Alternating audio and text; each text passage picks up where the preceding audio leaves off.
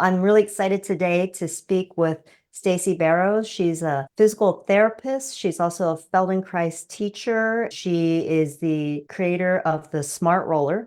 I'm excited to learn more about how this tool can help people. So welcome, Stacy. It's great to be here. Thank you. And I'm a very strong appreciator of your work as well. So thank you. Please tell us a little bit about your background, how you got into the work that you're doing, and how you came to create the Smartroller. I actually knew I wanted to be a physical therapist when I was in high school. And that means that PTs weren't even known about at that time. I knew I was interested in the human connection. I knew I was interested in movement as a vehicle for self-discovery, improvement, health, all the things, right? Oh, But tell me more. Like when you were in high school, you had that awareness? mm, Oh, wow. well, Were you an athlete? yes, I was. And I was going to say the irony is the kind of exposure I had to movement and athletics was I was a competitive swimmer, but I also played competitive softball. But those really, I think the thing that really anchored me was equestrian. My mom was an equestrian. Oh, right. I never got that far along with it, but I was able to be with it long enough to realize I had to combine my sense of movement with something else. Yes. So I think the collective was that there was something there, but the PT work was also a big fascination with me in terms of just getting to understand the human body, the human anatomy. And I also grew up with a very erect posture. And my father, I probably emulated him. He had that posture too. But I would hear other people's parents talking to my parents saying, wow, your daughter has such pretty posture. And what I would do then is Uh-huh. I'd You'd be proud of it. more impressive. So I would keep stiffening. Yes. By the time I got into PT school, my neck was killing me. And Uh-huh. that was not the driver to even think outside that yet still, but I was kind of flummoxed that I was doing all the modalities, doing all the things I was supposed to do, and nothing was changing it. So I had an adjunct professor that was studying the Feldenkrais method, and the Feldenkrais method has such a neurologic basis, and this particular adjunct professor was very neurologically informed. And so I knew that she was on to something, but this was in the 80s. So it was really hard to grasp, how this would fit into my physical therapy mindset, because we were really in this prescriptive way of doing things. This is wrong, this is protocol, this is how you change it. And it was wonderful, but it didn't support the way that we were learning in this capacity. Can I So stop you for a moment for people who don't know what Feldenkrais is? Can you explain that? What would be the impetus for them to explore it? well, sadly, most people come because it's the last thing. It's usually they've tried everything. And I see quite a few people with persistent pain. It does lower the body tension and heightened activity in the nervous system. So let's face it, we're in a very hyper alert world. So that by itself can help people have new strategies of how to accommodate their body systems and they're dealing with pain. So I guess the other people are really the people that just, they are starting to see that they don't move as fluidly as they used to. They catch a glimpse and see a posture of somebody that isn't what they attune to their internal awareness. So they start to really appreciating. It's not just driven by, I want to feel better, but I don't want to look aged. We don't all of a sudden start getting rigid in our posture. I mean, we move in the beginning because we have what I think is granular movement. We have all these movement pieces and puzzles that we move, and we have such variation. That's coordination. But we then start to use the habits that we have that get the job done in such a way that we chunk the movements together, and now we have these rigid pockets. And it's really hard. You can't stretch that. You can't strengthen out of that. You can't massage out of that. You have to go in and help discover that you're doing that.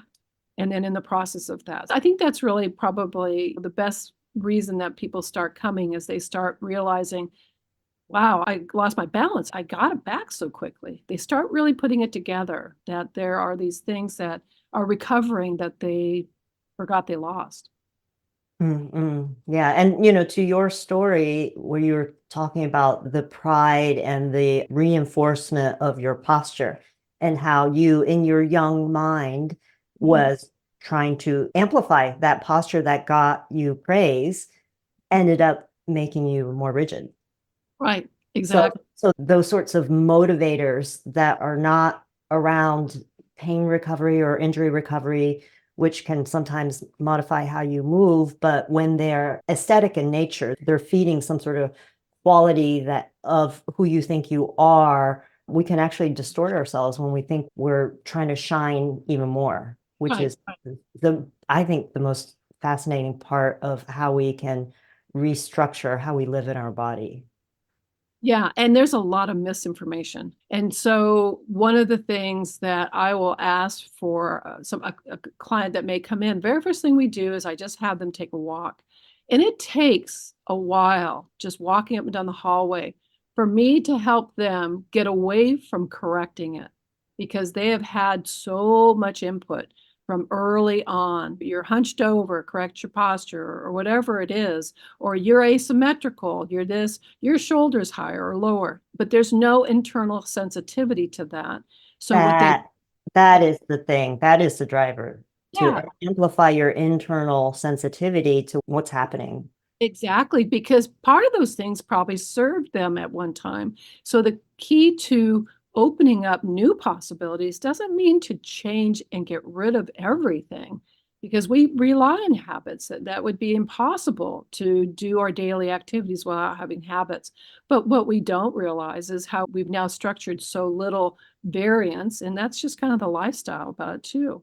So Mm. I think that's the main thing is, and if people are already seeing a professional, a personal trainer or a PT or somebody, I tell them, really tell them not to give you that feedback right away. Just have them examine you and do the movements.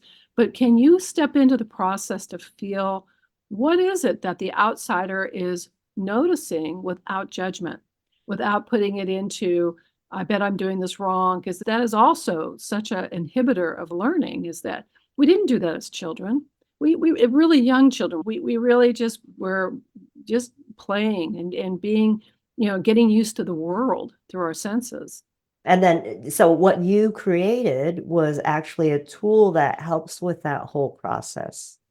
Yes. I think most people now know what a foam roller is. But when I set out to actually bring the foam rollers into the market of wellness, fitness, or self-improvement, they really weren't out yet. I was fortunate that Dr. Feldenkrais actually was the person that has been recognized as who brought these rollers into the movement reeducation field.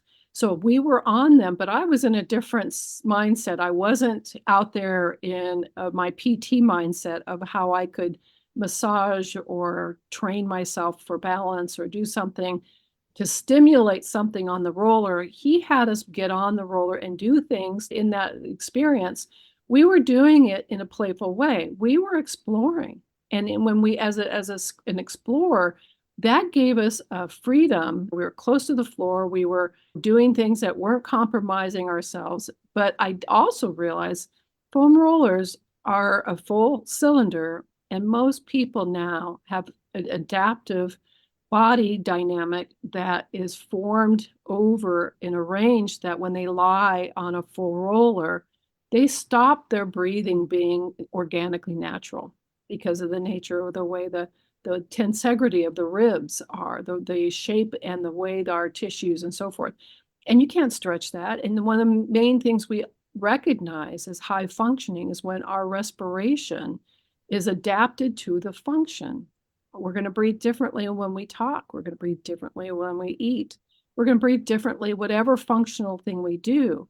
So what I was noticing is people lying on these rollers when they were trying to do whatever things they were doing, I watched how much they changed the way they were breathing.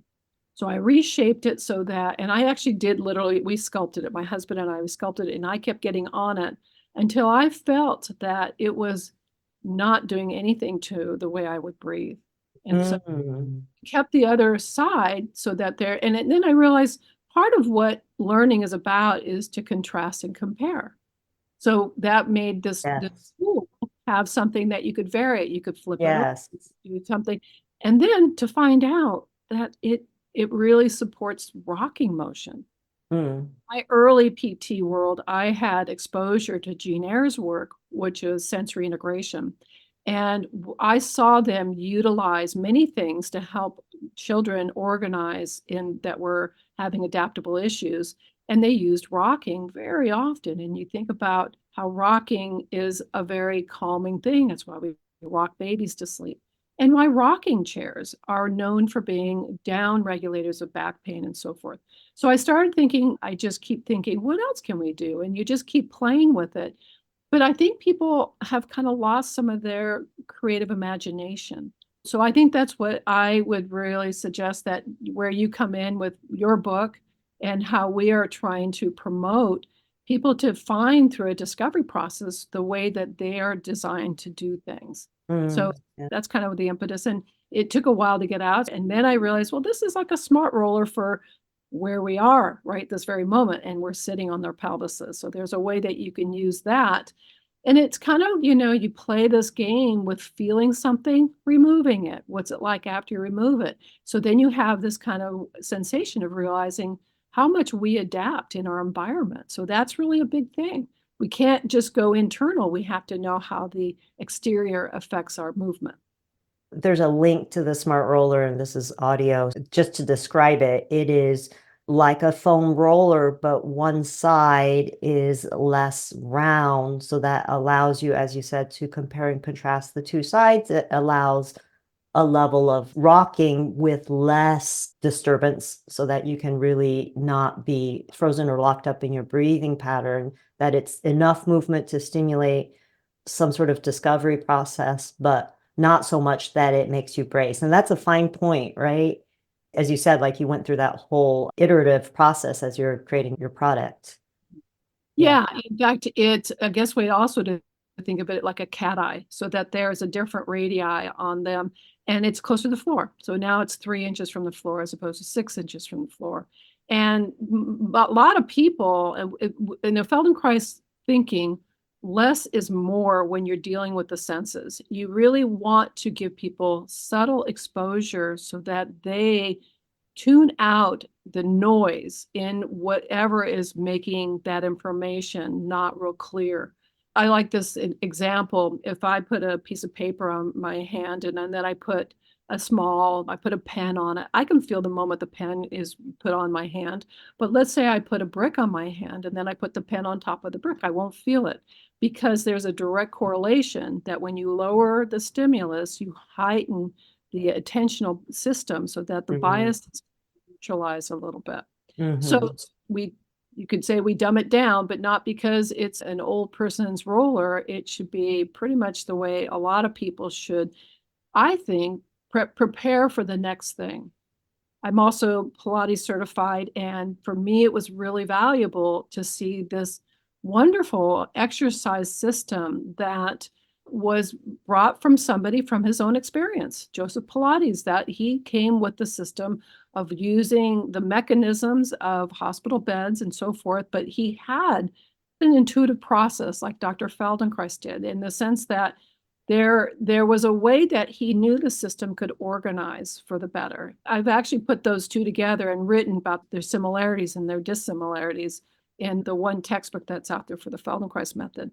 But the point being that they were pioneers. They were really very much ahead of their time. I do think you've done a good job with your book in terms of incorporating multiple somatic historical people that have brought together ways that we need to address to move in the modern world. Yeah, and I think these days there's so much information out there that to bring all that wisdom together and deliver it in the most essential form so that people can really get changes quicker it's a really like key time for that, because we have a lot of stuff out there already. I mean, why don't more people know about Feldenkrais's fabulous work?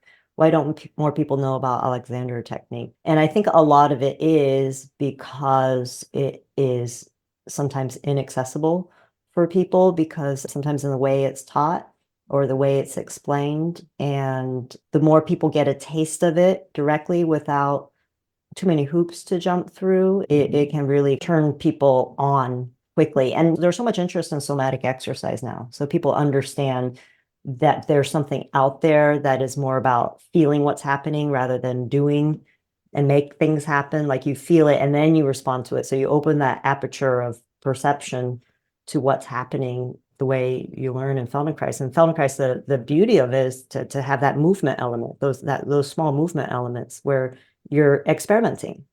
Exactly. And they're puzzles, you know, Yes. in the best of all ways. And that's why, of course, we want to know how the movie ends. But if we don't really capture the whole story, we have not really gained the storytelling. And so the puzzles are there. Feldenkrais was very influenced by his martial arts. And boy, the data is there for Qigong and Tai Chi. Better studies on that than anything else that we have out there in the movement system. So we've got to listen to that. Then you have the whole thing that's happening with fascia, and you have interstitium being on Radiolab and talking about it. But what's interesting is it leans us back into the martial art understanding where they were looking. We had so much trouble asking the questions to research how acupuncture works, where when now they're looking at these fascial tunnels that could possibly be a Right. relationship to the Chinese medicine. Yeah, we were talking about how culture matters. When I went to study yoga therapy in India, Desikachar was very, very adamant about being careful about the miscommunication that happens between cultures. And one of the things that happened for me after 5 months of being there, I was so frustrated because I'm like, we're all speaking English because that's the national language there, but they speak it in a different way and not directly. And so some of the meaning gets misconstrued. And I was frustrated because you get that way after 5 months in India. Well, one of the teachers looked at me and he said, actually, we get each other more than they get us. And he was pointing to the white students because he knew that I was raised, even though I was raised in the US and there's a certain way of learning, there's another way of learning that I had, which was a little more indirect. And I knew exactly what he meant. He didn't have to say it. And I knew some of the teachings that they were teaching, but I would hear the other students keep asking the same question because they weren't absorbing it. And so part of being able to kind of take things in a non-worded way is very Asian and indirect, and to want the explanation so that you can let the mind cooperate. I have people who are like, that's what the Dantian is. I've been studying Qigong for 10 years and I was never able to feel it. I knew the concept, I could understand it. She said, but I feel it. She felt it, like in her first session with me. So sometimes it's just the communication and the tradition of teaching a certain way that doesn't work for people who are used to getting information and learning informationally. So that's why I try to keep my things as direct as possible. So I'm using language that doesn't have references that don't require you to believe in an energy system. So like some things that you don't understand, there are different ways to frame it. So you could understand like meridians. Yeah, that was a belief system until now we think that, maybe we know exactly what it is, but I don't know. I just think it could be couched in a different way. Even though he wasn't a religious man, he often used the Torah as a way to explain through a story. And we know how important that is. And that is part of the problem, is that these kinds of learnings do take time. But that's why there's wisdom along the path, and that how you attach to it from your own person. It's always that wonderful moment that when you have those aha moments and you think you've discovered something, and then you realize, well, how long has that been in front of me, right? Oh yeah, no, it's fun. And that's one of the beautiful things that's very unique about Feldenkrais is they set up the constraints so that you have to struggle a little bit to find something. I remember it was a class with you actually where we were doing head turns and I could feel like, oh man, I could turn my head a different way. And I found that out on my own, not from you directing me how to do it. And of course, when you find something out on your own like that, it sticks with you. It's yours. Yep. Yeah. Yep. Yeah, absolutely. So I have a lot of empathy for people that want to get it and feel the frustration of it as anybody would experience. And one of the things that's fascinating that comes back to me a lot is as they start getting more comfortable with the knowing of not knowing, and they see themselves. They can actually recognize how much they're changing. But then they get irritated because then they say, I tried to tell them, my friend, about this, and they were back in the situation because it's experiential. And you can't, it's like telling somebody, what it was like to do courses on Zoom before Zoom. These things are all based on new learning in ways that open us into our experiential processing. Yeah. I do want to speak more about the smart roller because it's deceptively simple, and like most things that are elegant solutions, they do seem deceptively simple. So maybe we could talk more about what it's helped people do, how people might benefit from it in a way that they can't without it. I love when I have an opportunity to describe why the Smart Roller came into existence. What's the genesis of it? And as coming from a background as a physical therapist, I was very aware at the time how we use therapeutic balls in this, really it's starting from pediatrics. So that was very much in my thinking when I was exposed to the foam roller, the very first foam rollers that were started by Dr. Feldenkrais. But I realized what I was looking at was how to create a tool that allowed people to use their body's wisdom without trying to direct them how to do it all the way. Because I think if you can just let people have some basic understandings of what their body is doing, then there is a self-awareness, a body awareness. And in a PT world, you can't move forward with improving people's coordination, balance, postural awareness, motor control, or muscle reeducation without a sense of them feeling what their body's doing in real time. So that is really what is the profound relationship of using a modified roller so that you enable people to be in tune to their body in space through their senses. We experience movement not in isolation, one of our senses. So we can't, they come together. Dr. Feldenkrais was a doctor of science who had a very strong influence in my thinking because how to evolve this self-awareness.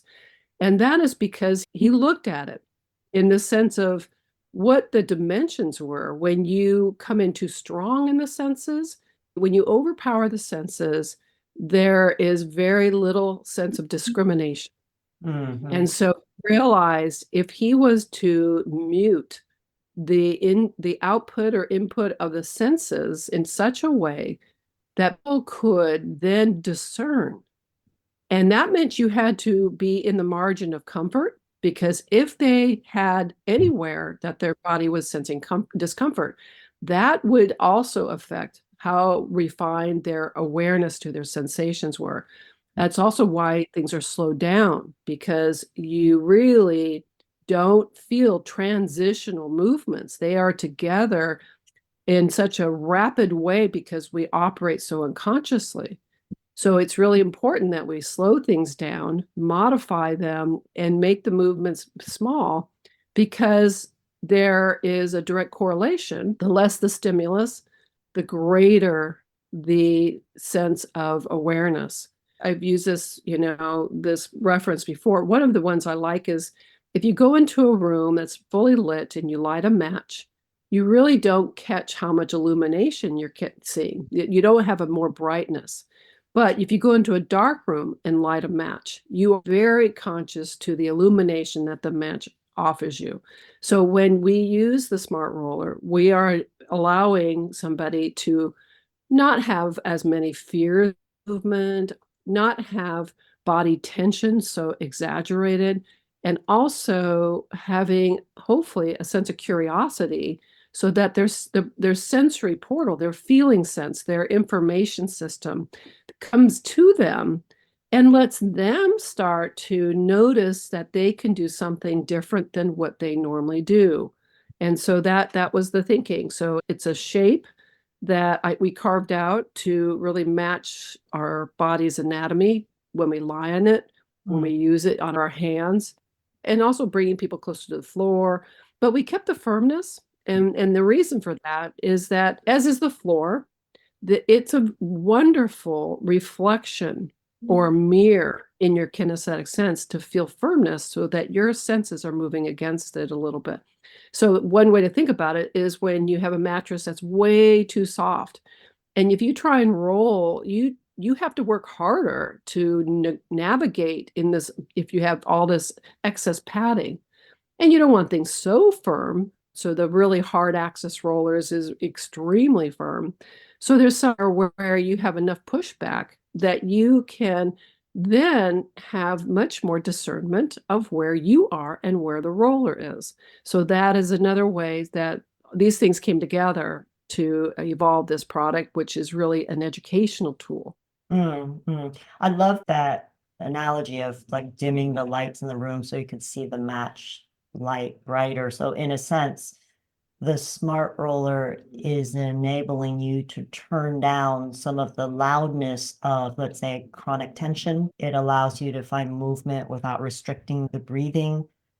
Can you talk a little bit about that? Because I think that's super interesting about how In terms of the respiration. about Yeah. how the smart roller interfaces with the respiratory system and keeping it calm enough that you can sense changes that maybe you wouldn't otherwise sense. Exactly. To get into the specificity of that, when you look at the mid-back or thorax, which is where it's underneath your collarbones and just above the waistline, and that whole casing of front, back, and sides, it is a huge element of our body and what supports our head, what enables our arms to move, and all kinds of things, right? So on top of that, it's also bracketed around so that it's encased like a basket. We tend to call it the rib cage. We go away from that because cage really doesn't give us a sense that there's movement, but we know we have to breathe. So the inside bones, which are the ribs, and in between there's tissue, fascia, all these things.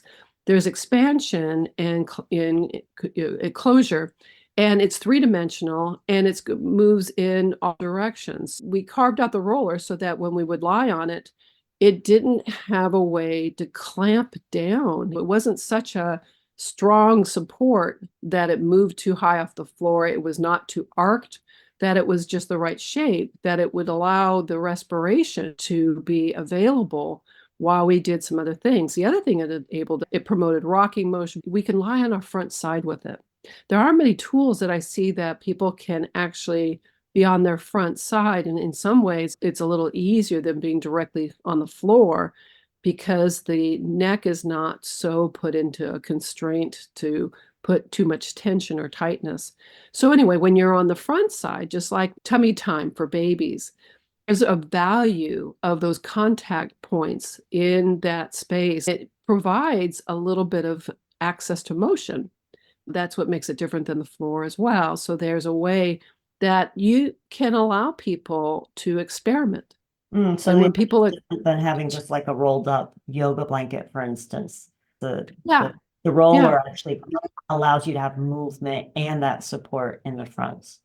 The rolled up yoga blanket is a wonderful way that if even the smart roller is too much, it's so nice to give people, the moment somebody says, oh, it's too much or whatever, I will place things on it, whatever, to assess that. And then they'll go, oh, no, I can take it. And I have to really remind them, this is not something to push against or work harder at.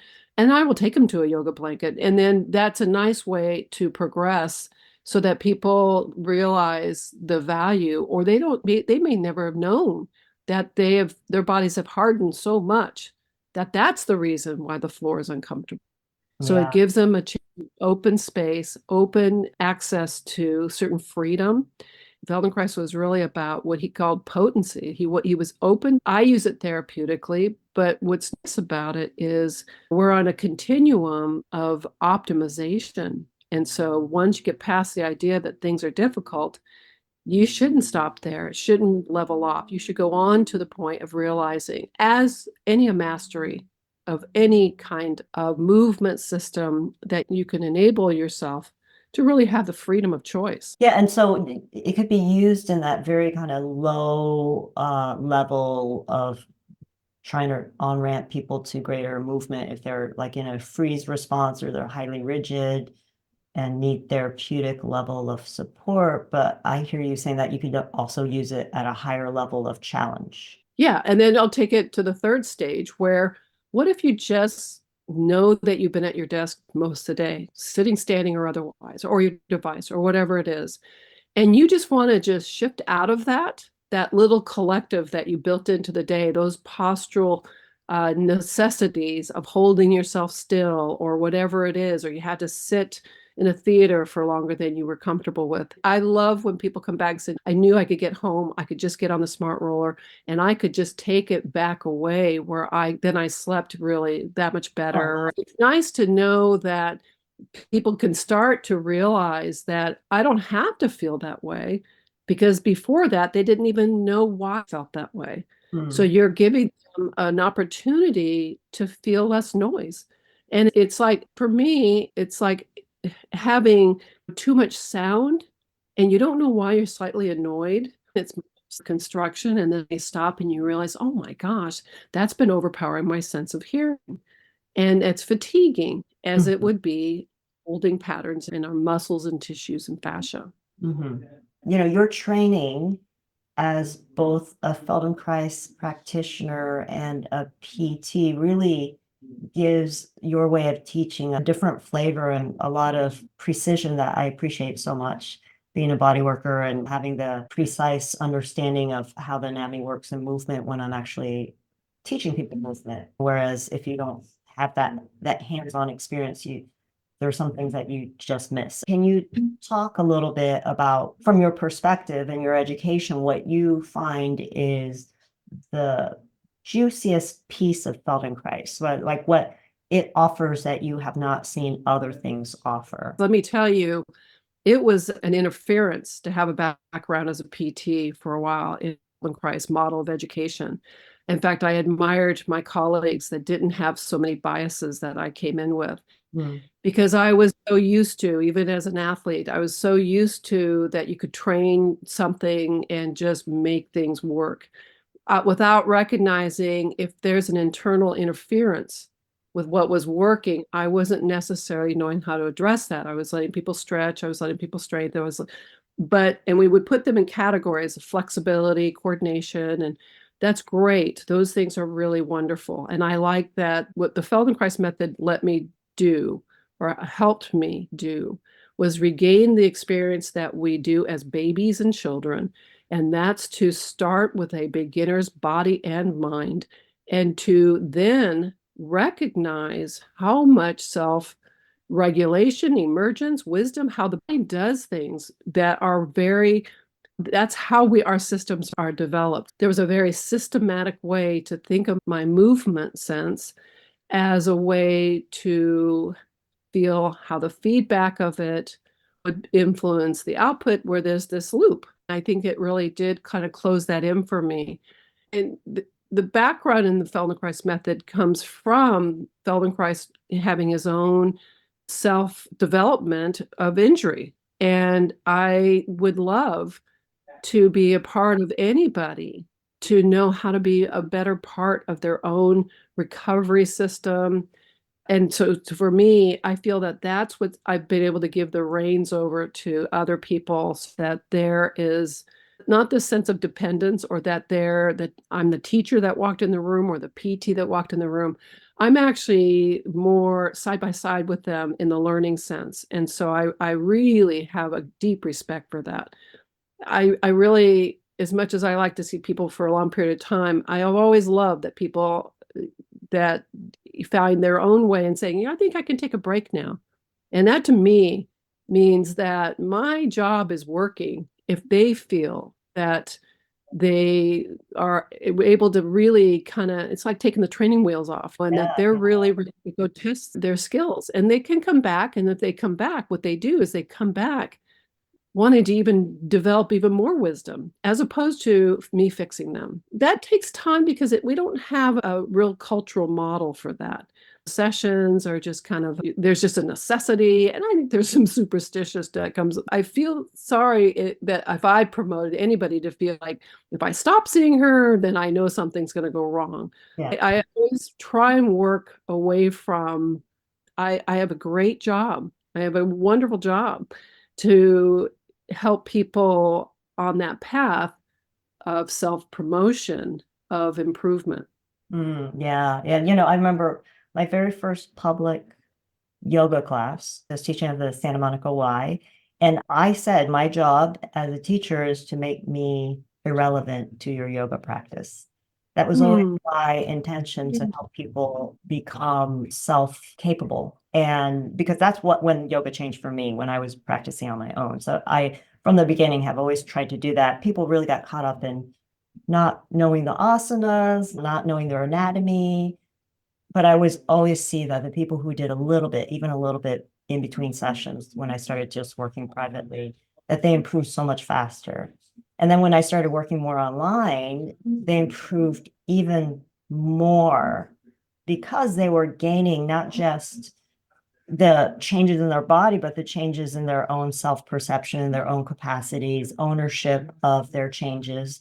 It's just been wonderful to see. And that kind of the whole idea of being side by side with someone, I totally resonate with that. Totally get that and agree with you. Well, I'm going to promote you and your work too. I think you're breaking ground on what we need to do. We need to make it a cultural thinking. The way you walk through your keys of success and ways that people can build as they go along certainly comes from such a wonderful example of your experience and all the collective approaches in what are the somatic arts and education. It's really different, a very different style of having people learn when they can process through their own experience and give freedom to that. Great. Well, thank you so much for your time, Stacy. It was a lot of fun. Thank you. Great to be here.